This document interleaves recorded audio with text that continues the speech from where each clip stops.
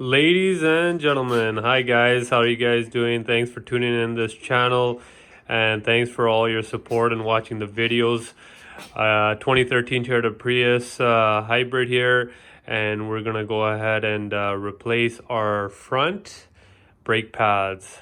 It's been squeaking, and I see that the pedal is going down a lot more than it used to, so it's time to replace the brakes. I went ahead and went to my local parts store, purchased my OE Plus brake pads, and they were around 80 bucks for this 2013 Toyota Prius, so stay in tune.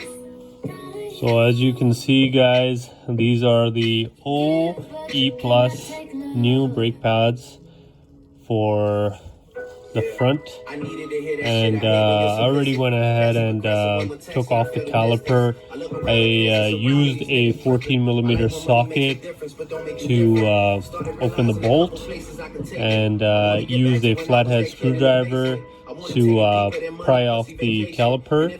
And guys, I just want to mention, if you guys are doing this at home, that you guys get brake pads with new hardware, and the hardware is these clips right over here, and you want to make sure that they're replaced, because over time with wear and tear they don't work efficiently.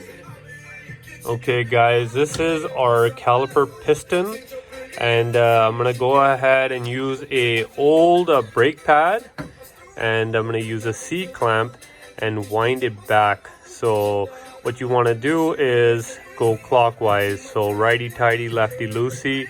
So I'm gonna be cranking this C-clamp to the right-hand side, guys, and that way this caliper piston will go back and will give us enough space for our new OE Plus brake pads that we installed.